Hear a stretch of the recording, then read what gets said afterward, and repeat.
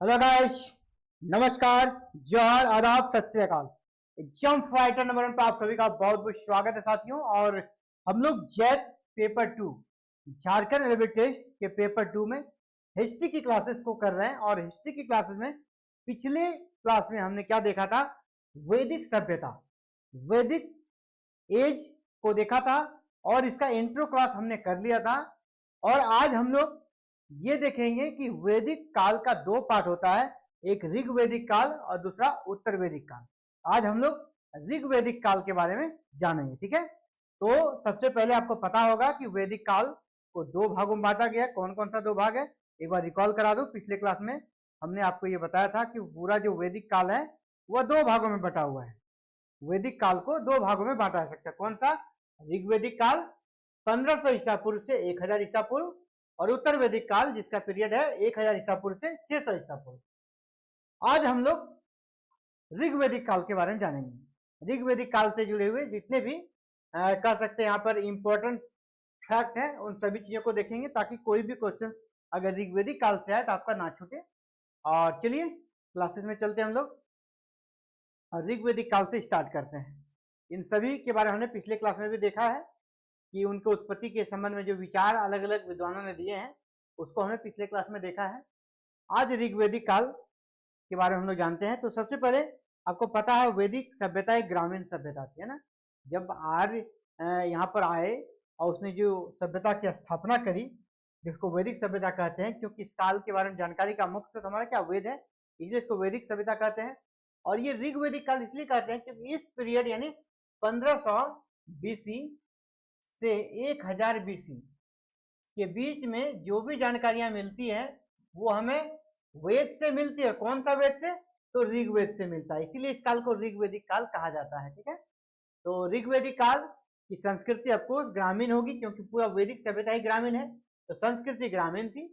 पशुपालन भी इनके जीवन में शामिल था, तो ग्रामीण पशुपालन आधारित राजतंत्रीय व्यवस्था थी, यानी राजतंत्र था, राजा वाला सिस्टम था। लेकिन आधुनिक राजा नहीं समझिएगा, जिस राजा के पास बहुत सारी सेना होती है वो पूरे साम्राज्य का एक छत्र स्वामी होता था, ऐसा नहीं। ये राजा बस कह सकते हैं कि युद्ध के समय का राजा हुआ करता था, कबीला का रक्षक के रूप में हुआ करता था। जमीन ना, जो जमीन होता है भूभाग, इस प्रकार का कॉन्सेप्ट उसमें विकसित नहीं हुआ था, ठीक है। तो ऋग्वैदिक आर्य घुमक्कड़ जीवन व्यतीत करते थे, पशुपालन उसका मुख्य व्यवसाय था। वो अपने पशुओं को लेकर एक स्थान से दूसरे स्थान तक जाते रहते थे, जहां भी उसको चारगाह मिल जाए वहीं पे वो ठहर जाते थे, क्योंकि उनका जीवन क्या था? घुमक्कड़ वाला जीवन था। सारे पॉइंट्स को हम लोग देखेंगे, जो भी पॉइंट मिलेगा एक एक पॉइंट से क्वेश्चन कैसा बनता है। घुमक्कड़ जीवन शैली के कारण कृषि का पूर्ण विकास नहीं हुआ था। तो ऋग्वैदिक काल में कृषि का विकास हुआ था क्या अगर पूछा जाएगा तो जी नहीं, ऋग्वैदिक काल में कृषि का विकास नहीं हुआ था। इस काल में अभी भी वो घुमक्कड़ थे और पशुपालन ही उसका मेन था। पशुपालन, उसमें भी गाय, पशुपालन में भी गाय इनके संपत्ति का मुख्य आधार था, ठीक है। इस काल का प्रमुख ग्रंथ क्या है? ऋग्वेद, इसीलिए इस फेज का नाम ही है ऋग्वैदिक काल। इस काल के बारे में जानकारी का मुख्य स्रोत हमारा ऋग्वेद है। अब एक बात आता है बार बार, ऋग्वेद से मिलता जुलता ये ईरानी ग्रंथ है, उसका नाम पूछ लिया जाता है। ऋग्वेद की अनेक बातें ईरानी भाषा के प्राचीनतम ग्रंथ जैन अवेस्ता ईरानी भाषा का एक ग्रंथ है, जिसमें कि ऋग्वेद की बहुत सारी चीजें मैच करती है, ठीक है। बहुत सारी चीजें मैच करती है। क्वेश्चन आपसे ये पूछा जाता है कौन सा ईरानी ग्रंथ ऋग्वेद से मिलता जुलता है ना, या उसमें बहुत सारी ऋग्वेद की भाषाएं मिलती है, ऋग्वेद के शब्द मिलते हैं। कौन सा ग्रंथ है? तो जैन अवेस्ता, जो कि ईरानी ग्रंथ है। और आपको पता है ऋग्वेद सबसे प्राचीन वेद है, सबसे पुराना वेद है। 4 वेद होते हैं, चारों में सबसे पुराना कौन है? ऋग्वेद। आर्य भारत में कब आए थे? 1500 ईसा पूर्व। आर्य भारत में कब आए थे? तो 1500 ईसा पूर्व के पास भारत में आए थे। ऋग्वेद में से जुड़ा हुआ कुछ क्वेश्चन आता है। नदियां, ऋग्वेद में बहुत सारी नदियों का उल्लेख है। अगर हम देखेंगे सभी वेदों को मिलाकर, सभी वैदिक संहिताओं को मिलाकर, जिसमें कि चारों वेद हो गए, है ना, उपनिषद हो गए, आरण्यक हो गए, ब्राह्मण ग्रंथ हो गए, उन सभी को मिलाकर उस सब हम लोग वैदिक संहिता कहते हैं। वैदिक संहिताओं में कुल 31 नदियों का उल्लेख है, 31 रिवर्स का वहां पर नाम मिलता है। पूरा वैदिक संहिता में कितनी नदियों का नाम मिलता है? 31। इसमें से ऋग्वेद में 25 नदियों का उल्लेख है। आपसे पूछा जाएगा ऋग्वेद में कितनी नदियों का उल्लेख है, तो 25 नदियों के नाम ऋग्वेद में पाए जाते हैं। इसमें से पूछा वैदिक संहिताओं में, यानी वेद, ब्राह्मण, आरण्यक, उपनिषद सब में मिलाकर कुल कितनी नदियों का नाम है 31। सिर्फ ऋग्वेद में 25 है। इसमें से ऋग्वेद के 10वें मंडल, जिसमें के 10वें मंडल के नदी सूक्त में, वहां नदियों के बारे में बहुत सारी चीजें हैं, इसलिए ऋग्वेद का 10वां मंडल का एक सूक्त है जिसका नाम है नदी सूक्त, क्योंकि नदियों का बहुत सारा वर्णन है।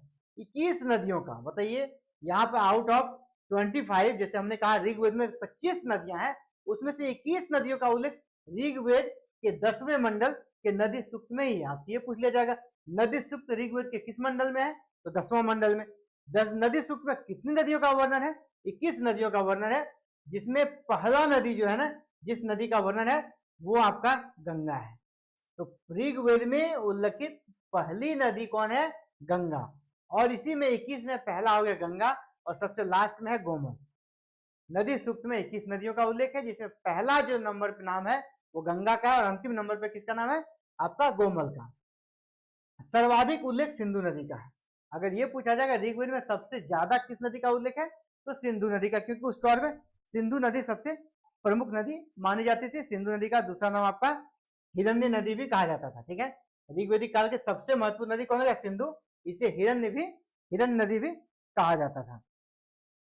अगर ऋग्वेद के दूसरी महत्वपूर्ण नदी की बात करें, तो ऋग्वेद का दूसरा सबसे महत्वपूर्ण नदी था सरस्वती। गंगा उस समय महत्वपूर्ण नदी नहीं हुआ करती, सबसे महत्वपूर्ण था सिंधु, दूसरा सरस्वती। सरस्वती नदी को नदीतमा कहा गया है। नदीतमा का होता है नदियों में उत्तम, है ना, नदियों में उत्तम यानी नदियों में प्रमुख। इसको मातेतमा भी कहा गया है, देवी तमे भी कहा गया है, अम्बी तमे भी कहा गया है। आपसे पूछा जाएगा किस नदी की उपाधि ऋग्वेद में नदीतमा था, या किस नदी का उपाधि मातेतमा, देवीतमा या अम्बितमा था, सबका आंसर क्या होगा, सरस्वती नदी। सबसे पवित्र नदी इसको माना जाता था। ऋग्वेद की सबसे पवित्र नदी की बात करें तो सरस्वती नदी। अगर ऋग्वेद का सबसे महत्वपूर्ण नदी की बात करें तो सिंधु नदी, लेकिन जहां पवित्रता की बात आएगी तो वहां नाम किसका आएगा, सरस्वती नदी का। चलिए आगे बढ़ते हैं। ब्राह्मण ग्रंथों में सरस्वती नदी का राजस्थान के रेगिस्तान में विल्सन में विलुप्त जाने का प्रमाण मिला है। सरस्वती नदी के बारे में कहा जाता है कि वो राजस्थान जाकर विलुप्त हो गई, ऐसा वर्णन कौन करता, ब्राह्मण ग्रंथ। ऋग्वेद में गंगा एवं सरयू नदी का 1 बार तथा यमुना का 3 बार उल्लेख है। देखिए गंगा उस समय ज्यादा इंपॉर्टेंट नहीं था, आप समझ सकते हैं। ऋग्वेद में गंगा का सिर्फ 1 बार उल्लेख है ना। आज हमारा सबसे पवित्र नदी गंगा है, लेकिन ऋग्वेदिक काल में सिर्फ और सिर्फ 1 बार गंगा का उल्लेख है। ठीक है, जबकि सिंधु नदी का उल्लेख सबसे ज्यादा बार है। इस काल के प्रमुख नदियां और उसके क्या नाम थे, प्राचीन नाम, उसको आपको याद कर लेना है। अब इसका स्क्रीनशॉट ले लीजिए। ठीक है, जो नदियां थी उसका प्राचीन नाम पूछा जाता है। मान लीजिए सतलज नदी, इसका प्राचीन नाम क्या था, तो शतुद्री। वर्तमान नाम सतलज का क्या हो गया, रावी। ठीक है, आपका एक वर्तमान नाम, दूसरा प्राचीन नाम, फिर वर्तमान नाम, फिर प्राचीन नाम। तो रावी का क्या हो गया, परुष्णी या इरावती। आपसे पूछ दिया जाएगा कि सतलज का प्राचीन नाम क्या था, शतुद्री। रावी का प्राचीन नाम क्या था, परुष्णी या इरावती। चिनाब का प्राचीन नाम अस्किनी। झेलम का प्राचीन नाम वितस्ता। या उल्टा पूछ देगा, कुभा का प्राचीन नाम, कुभा किसका प्राचीन नाम था, काबुल। ठीक है, इसी प्रकार सदानीरा किसका प्राचीन नाम था, गंडक का। व्यास नदी है, उसका पुराना नाम विपाशा था, तो विपाशा किसका प्राचीन नाम था, तो व्यास नदी का। इस प्रकार क्वेश्चन आपसे पूछता है, इसको स्क्रीनशॉट ले लीजिए। और यहाँ से क्वेश्चन कभी कभी ऑब्जेक्टिव में पूछ लिया जाता है, और जो छोटा मोटा एग्जाम सब होता है JSSC वगैरह में, वहां पे बहुत पूछा जाता है। इसमें से इंपॉर्टेंट चीज है, इसको याद करिए नीचे। इसमें से जितनी नदियां हैं उसमें से कुभा हो गया, कोमू हो गया, गोमती हो गया और सुवास्तु, ये सभी कहाँ थे, अफगानिस्तान में। कुभा, कोमू, गोमती और सुवास्तु अफगानिस्तान में है। जबकि आपका सतलज, रावी, चिनाब, झेलम और व्यास नदियों का नाम क्या पड़ा, पंचाज, क्योंकि ये पंजाब में बहती थी, इसलिए इसका नाम है पंजाज। सतलज, रावी, चिनाब, झेलम और व्यास, ये 5 नदियों का कह सकते हैं, इसको पंजाज कहा जाता था। ठीक है, 5 नदियों का क्षेत्र भी कहा जाता था, इसलिए पंजाब को 5 नदियों का क्षेत्र कहा जाता है। अब इस काल के प्रशासनिक इकाइयों को देखते हैं। सबसे छोटी प्रशासनिक इकाई क्या था, कुल यानी कह सकते हैं परिवार। सबसे छोटी राजनीतिक इकाई जो था वो आपका परिवार था। और परिवार मिलकर क्या बनता था, ग्राम। तो सबसे छोटी इकाई प्रशासन का हो गया परिवार, और परिवार से मिलकर क्या बनता है, 10 परिवार, 20 परिवार, 50 परिवार मिलकर क्या बना, ग्राम। तो परिवार हो गया सबसे छोटी राजनीतिक इकाई, परिवार सबसे छोटी राजनीतिक इकाई कौन हो गया, परिवार। परिवार मिलकर क्या बना, ग्राम। और ग्राम में, ग्राम जो है ना, वहां स्वजनों का समूह था, एक समझे कह सकते हैं। और ग्राम का जो प्रधान था, हेड था, उसको ग्रामणी बोलते थे। तो सबसे छोटी प्रशासनिक इकाई क्या हो गया, परिवार। और परिवार से मिलकर क्या बनता था, ग्राम। और बहुत सारे ग्राम मिलकर क्या बनता था, विश्व। ग्राम का समूह को क्या बोलते हैं, विश्व, जिसका प्रधान विश्वपति होता था। सबसे छोटा हो गया परिवार, परिवार से मिलकर क्या बना, ग्राम। और ग्राम से मिलकर क्या बना, विश्व। विश्व का उल्लेख ऋग्वेद में 170 बार है, याद रखिएगा। विश्व का उल्लेख ऋग्वेद में कितनी बार है, 170 टाइम्स। जन, अनेक विश्वों का समूह, यहाँ पे विप्त है, उसको विश्व समझना। जैसे कि परिवार से क्या बना, ग्राम, ग्राम से क्या बना, विश्व। यहाँ पर विश्व, अनेक विश्वों में, जो विश्व था, अनेक विश्व को मिलाकर जो समूह बनता था, उसको बोलते थे जन। ठीक है, उसको क्या बोलते, जन। और वहां के जो मुखिया होता था, उसको जनपति बोलते थे, और यही राजा होता था। ठीक है, ऋग्वेद में जन यानी जो राज्य था, छोटा सा राज्य, उसका उल्लेख 275 बार हुआ है। जन का उल्लेख 275 बार हुआ है, जो कि ऋग्वेद में किसी एक शब्द का सर्वाधिक उल्लेख है, जबकि जनपद का उल्लेख एक बार हुआ है। जन क्या हो गया, छोटा छोटा कबीला, और जनपद हो गया बड़ा। ठीक है, जनपद क्या हो गया, बड़ा। राजा एवं पृथ्वी शब्द का उल्लेख एक बार हुआ है। इसलिए समझिए कि उस समय का जो राजा था ना, वह राजा न होकर एक कबीला का बस प्रमुख मात्र हुआ करता था, इसलिए राजा का उल्लेख देखिए एक बार हुआ है। ये इसका प्रमाण है। राजा कोई भूस्वामी नहीं होता था। ठीक है, राजा कोई भूस्वामी नहीं होता था, बल्कि वह एक कह सकते कबीला का संरक्षक के रूप में, रक्षक के रूप में काम करता था। इसके बदले में लोग उसे ऐच्छिक रूप से, वॉलंटरी तरीके से टैक्स देते थे, जहां पर अपने फल का या जो भी उसके यहाँ उत्पादन हुआ उसको देते थे भेंट स्वरूप। इंद्र शब्द का उल्लेख 250 बार हुआ, यानी उस समय के प्रमुख देवता कौन हो गए, इंद्र हो गए, इंद्र थे, इसलिए इंद्र का उल्लेख सबसे ज्यादा बार है। ऋग्वेद में देश या राज्य के लिए पहली बार राष्ट्र शब्द का नाम आया है, किंतु यह प्रभु सत्ता संपन्न राज्य का सूचक नहीं है। वही जो मैं कह रहा हूं, ऋग्वेदिक काल में राजा का कॉन्सेप्ट ऐसा नहीं था जो हम लोग वर्तमान सोचते हैं। बस एक कबीला का संरक्षक के रूप में उसका नाम हम लोग ले सकते हैं। इसीलिए यहाँ पर कहा जाता है, ऋग्वेद में राष्ट्र शब्द का भी उल्लेख किया गया है, लेकिन ऐसे राष्ट्र नहीं कि प्रभुता संपन्न राष्ट्र है, हम ऐसा नहीं। बस एक उसका कह सकते राष्ट्र शब्द मिला है, लेकिन यह प्रभुता संपन्न राज्य, ठीक है, सोवरेन कंट्री का इसका भी ये प्रमाण नहीं देता है। अब राजा कौन होता था, अब राजा के बारे में जान लीजिए। ऋग्वेदिक काल में राजा का पद आनुवंशिक हो चुका था। ठीक है, आनुवंशिक यानी राजा के फैमिली से ही फिर अगला राजा बनेगा। राजा को जो अधिकार था वो असीमित नहीं था। समिति द्वारा भी राजा को चुनने का उल्लेख मिलता है। सभा और समिति हुआ करती थी, जिसमें समिति राजा को चुनने का काम करती थी। ऋग्वेद एवं ऐत्रेय ब्राह्मण राजा के निर्वाचन संबंधी सूक्त है। तो राजा के निर्वाचन के संबंध जानकारी कहाँ मिलती है, ऋग्वेद और ऐत्रेय ब्राह्मण में, राजा का निर्वाचन कैसे होगा। और राजा कौन चुनता था राजा को, ये समिति, सभा और समिति होती थी। तो समिति राजाओं का चयन करती थी। राजा इस समय क्या था, कबीलों का संरक्षक, यानी गोप जनस्य, यानी जैसे संपत्ति का सबसे बड़ा प्रतीक क्या था, गाय, इसलिए इसका जो राजा जो कबीले का संरक्षक हुआ करता था, उसका दूसरा उपाधि था गोप जनस्य, यानी गो का वो रक्षक था। तथा पूरा भेता, नगरों पर विजय पाने वाला कहा गया। क्या करता, एक कबीला दूसरा कबीला से लड़ता था, उसका हेड कौन हुआ, राजा। कबीला का संरक्षक कौन था, राजा। तो दूसरे कबीले पर जब वो अटैक करता था, इसीलिए उसका नाम क्या हो गया, पूरा भेता। पूरा भेता क्या होगा, नगरों पर विजय करने वाला। और दूसरा कबीले का संरक्षक यानी गाय का संरक्षक, इसलिए दूसरा नाम है गोपा जनस्य। तो राजा का दो नाम हो गया, एक हो गया गोपा जनस्य, गाय का जो संरक्षण देता था। दूसरा हो गया पूरा भेता, यानी दूसरे शहर का जब वो जीतता था। राजा के लिए गोप शब्द का भी प्रयोग हुआ है, राजा के लिए गोप शब्द का भी प्रयोग हुआ है। तो गोप का मतलब भी यहाँ पे क्या हो गया, राजा। एक्चुअली ऋग्वेद में जो राजा था, बेसिकली वो कबीला का एक प्रमुख था। ठीक है, छोटा मोटा कबीला का जो हेड था, जिसको उस कबीले का रक्षा का जिम्मा दिया जाता था, वही राजा के रूप में उसको हम लोग जानते हैं। वह किसी विशेष भौगोलिक क्षेत्र का अस्थायी शासक नहीं था। राजा जो था ना, किसी भौगोलिक क्षेत्र के सीमा का अस्थायी शासक नहीं था, बल्कि वह उस कबीला का एक प्रकार सबसे युद्ध में सबसे प्रवीण, सभी से सब बुद्धि दिमाग में सबसे चतुर व्यक्ति हुआ करता था और उसको वहां रक्षा का जिम्मेदारी दिया जाता था।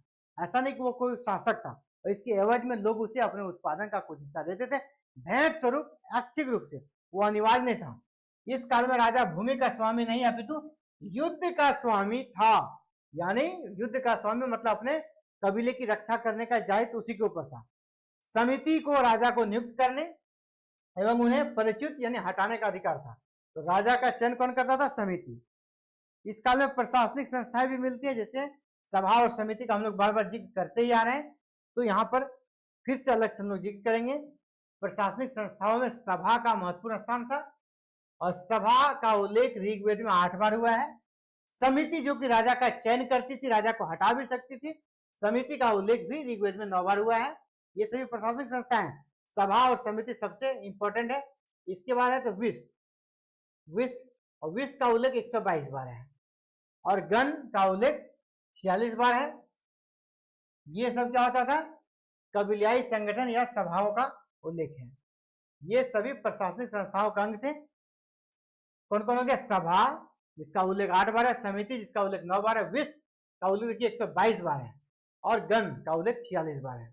ये संगठन राजा की शक्तियों पर नियंत्रण रखने के साथ राजा को परामर्श भी देते थे। अभी सभा के बारे में जान लीजिए और समिति के बारे में। सभा समिति काफी इंपॉर्टेंट है, इससे प्रश्न भी आता है। अब सभा क्या था? जैसे समिति क्या और राजा का चयन करती, लेकिन सभा का क्या काम था भाई? तो सभा क्या होता था? गांव का या उस कबीला का वृद्ध जनों, हाँ वृद्ध एवं अभिजात लोगों का संस्था था।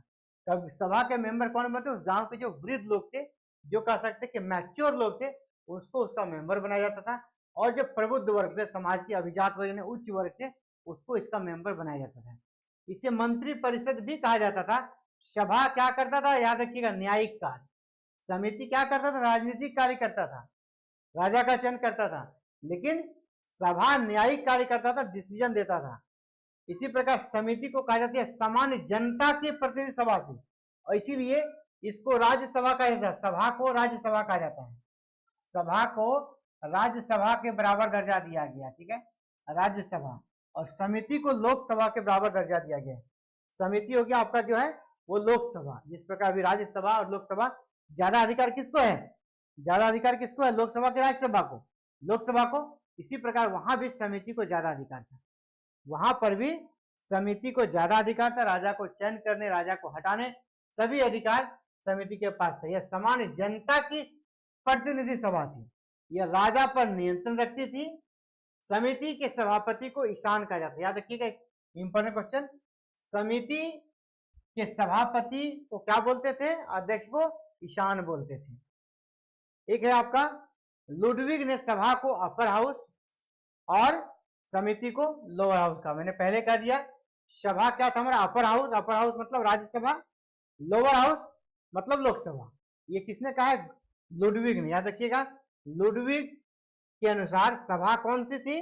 जो सभा और समिति दो संस्थाएं थी, तो सभा को इसने अपर हाउस यानी राज्यसभा का दर्जा दिया है और समिति को लोअर हाउस यानी लोकसभा का दर्जा दिया है। किसने दिया? लुडविग ने। इस क्वेश्चन को घुमाकर भी पूछ देगा तो आपको लुडविग का नाम याद रखना चाहिए। किस विद्वान ने सभा को अपर हाउस और समिति को लोअर हाउस के नाम से संबोधित किया है? तो ये किया है लुडविग महोदय ने। अब बात करते हैं विश्व। विश्व यहाँ पे विदत लिखा गया है लेकिन विश्व होगा, ठीक है, याद रखिएगा। ये जो हम पढ़ा रहे हैं आपको विश्व, जो ग्राम के समूह को क्या कहते थे? विश्व। तो यही विश्व है यहाँ पे। तो विश्व या आर्यों की सबसे प्राचीन संस्था थी। इसमें कबीलाई तत्वों की प्रमुखता थी। इसकी बैठक में क्या था? सैनिक लूट के विभाजन, यानी सैनिक अगर कुछ लाटे थे, उसको अगर बंटवारा करना है सब में, तो उस बंटवारे के लिए विद्वत महत्वपूर्ण भूमिका निभाता था कि सबको सही तरीके से नियम संगत बंटवारा हो जाए। इसके अलावा इस काल में महिलाओं की स्थिति अच्छी थी। इसका प्रमाण ये है, इस काल में महिलाएं भी सभा और समिति, जो कि एक प्रकार से राजनीतिक और न्यायिक संस्था थी, वहां पर वो जाती थी, है ना, अपने पति के साथ वो जाती थी। ऋग्वेद में शर्त, व्रात तथा गण आदि संभवतः सेना की इकाइयां थी। ऋग्वेद में व्रात, गण, इस सब का भी उल्लेख है। ये सेना का इकाइयां था। ऋग्वेद में सबसे ज्यादा उल्लेख किस देवता का? इंद्र का। इंद्र को पुरंदर भी कहा गया है। पुरंदर मतलब क्या होगा? किलों को गिराने वाला। पुरंदर का मतलब हो गया किलों को गिराने वाला। ऋग्वेद जब हम पढ़ रहे थे दशराज युद्ध को नहीं छोड़ सकते हैं। ऋग्वेद के 10वें मंडल में हमारा दशराज युद्ध का वर्णन है। ऋग्वेद के 7वें मंडल, सॉरी 10वें नहीं, ऋग्वेद के 7वें मंडल में हमें दशराज युद्ध का वर्णन मिलता है, जो कि रावी नदी के किनारे हुआ था। रावी नदी का पुराना नाम क्या है? प्रश्नी नदी। ठीक है, ये ओल्ड नेम है प्रश्नी। रावी का पुराना नाम आपसे पूछ दिया जाएगा क्या होगा? परुष्णी, परुष्णी नदी। तो परुष्णी नदी यानी रावी नदी के तट पर दशराज युद्ध हुआ था। इसमें 10 राज यानी 10 राजा के बीच युद्ध हुआ था, बैटल ऑफ द 10 किंग्स, इसलिए इसका नाम है 10 राज युद्ध। यह युद्ध किसके किसके बीच हुआ? भरतवंश, जो भरतवंश था तृतीय कबीले में। भरतवंश का शासन कहा था? तृतीय कबीले में, वर्सेस राजा सुदास। देखिए, यह युद्ध भरतवंश के तृतीय कबीले के राजा सुदास वर्सेस अन्य 10 राजाओं के समूह के बीच हुआ था। एक तरफ सुदास अकेला था, एक तरफ सुदास जो कि तृतीय कबीले का था, भरत वंश का था, ये सिंगल था, और दूसरा तरफ 10 राजा मिले हुए थे। लेकिन इस युद्ध में विजय अंततः सुदास को ही मिली थी। इस युद्ध में विजय किनका मिला? सुदास। तो 10 राजाओं में यहाँ पर कहा जाता है 5 आर्य और 5 अनार्य थे। इसका नेतृत्व पुरुजन का राजा कर रहा था। विपक्षी पार्टी का नेतृत्व कौन कर रहा था? पुरुजन का राजा। कौन सा जन? दशराज युद्ध में विपक्षी तरफ था, सुदास के अपोजिट कौन था? तो पुरुजन का राजा इसके अपोजिट में था। 5 आर्य कबीले या जन कौन कौन सा था उसको देख लीजिए। जो 5 आर्य कबीले थे जो इस युद्ध में लड़ रहे थे सुदास के खिलाफ, उसमें से पुरु, यदु, तुर्वुस, अनु तथा ध्रुव इंपॉर्टेंट है। ये आर्य कबीले थे। ठीक है, ये आर्य कबीले थे जो कि खिलाफ में लड़ रहे थे। ये खिलाफ में लड़ रहे थे। कौन कौन हो गया? यदु, तुर्वुस, अनु और ध्रुव। इसे पंचजन्य भी कहा जाता है। इन 5 कबीलों को पंचजन्य कहा जाता है। ये सरस्वती नदी के किनारे थे। और इसके बाद 5 आर्यतर यानी 5 अनार्य लोग भी, अनार्य जन भी लड़े थे। ठीक है, अनार्य जन भी दशरथ युद्ध में लड़े थे। उन 5 अनार्यों का नाम देख लीजिए। कौन सा आपका आर्यतर जन है? एक है शिव, दूसरा है पक्ता यानी पच्चून, तीसरा आलिना, भलना तथा विशानीन। ये 5 अनार्य कबीला और ऊपर वाला 5 आर्य कबीला। ये आर्य और अनार्य मिलाकर कितना हो गया? 10। इसने सुदास के खिलाफ युद्ध लड़ी, लेकिन सुदास ही अंततः विजयी हुआ। दशराज युद्ध में भरत जन के राजा सुदास का पुरोहित वशिष्ठ था। सुदास का पुरोहित कौन था? वशिष्ठ। सुदास का पुरोहित था वशिष्ठ तथा पराजित राजा का पुरोहित था विश्वामित्र। यानी जो 10 राजाओं का समूह जो पराजित हो गया, जिसमें 5 आर्य और 5 अनार्य थे, उसके गुरु थे विश्वामित्र। और जिनकी जीत हुई यानी सुदास, उसके पुरोहित कौन थे? पुरोहित थे वशिष्ठ। तो यानी 2 राजगुरुओं का भी युद्ध था ये, वशिष्ठ और विश्वामित्र का। और अंततः जीत किसका हुआ? जीत हुआ वशिष्ठ का, सुदास का। इस युद्ध का कारण यह था कि सुदास ने विश्वामित्र को पुरोहित पद से हटा दिया था। युद्ध का देखिए कारण यहाँ पे क्या है, मेन कारण देखिए। जो सुदास था भरत वंश का राजा था, इसने विश्वामित्र को पुरोहित पद से हटा दिया था। उनके दरबार में पुरोहित थे और बाद में वशिष्ठ को पुरोहित बना दिया। इससे विश्वामित्र क्रोधित हुआ और 10 राजाओं का संघ बनाया, जिसमें 5 अनार्य राजा और 5 आर्य राजा को मिलाया और अटैक किया। लेकिन सुदास से युद्ध में हार गया। सुदास से युद्ध में हार गया और अंततः जीत किसकी हुई? सुदास की। गुरु वशिष्ठ के नेतृत्व का। राजा की सहायता के लिए भी हुआ करता था कुछ पद थे, जिसमें कब सेनानी इंपॉर्टेंट है। राजा की सहायता के लिए सेनानी यानी सेनापति हुआ करता था। पुरोहित तथा ग्रामणी नामक पदाधिकारी भी होते थे। ग्रामणी जो गांव का हेड होता था, और पुरोहित जो कि धार्मिक प्रधान होता था, ये भी राजा को सहायता करते थे। पुरोहित का पद वंशानुगत होता था। ठीक है, पुरोहित राजा के साथ युद्ध में जाता था। ऐसा नहीं कि पुरोहित है तो सिर्फ पंडितगिरी करेगा, पुरोहित भी युद्ध में जाता था। ये नियम था इस काल में, पुरोहित ही। अब कुछ इंपॉर्टेंट टर्म्स हैं, उसको याद कीजिए कि ये पूछा जाता है, जिसको हमने बोल्ड कर दिया है। पूरक, पूरब क्या हो गया? दुर्गपति। याद रखिएगा, पूरब किसको बोलते हैं? दुर्गपति, यानी जो दुर्ग का मालिक था उसको पूरब बोलते हैं। स्पष्ट किसको बोलते हैं? गुप्तचर। स्पष्ट का मतलब हो गया गुप्तचर। ऋग्वेदिक या काल में ऋग्वेद में वर्णित पूरब का क्या अर्थ है? आपसे पूछ दिया जाएगा। तो दुर्गपति। ऋग्वेद में वर्णित स्पष्ट का क्या मतलब है? तो गुप्तचर। ऋग्वेद में वर्णित वाज्रपति का क्या अर्थ है?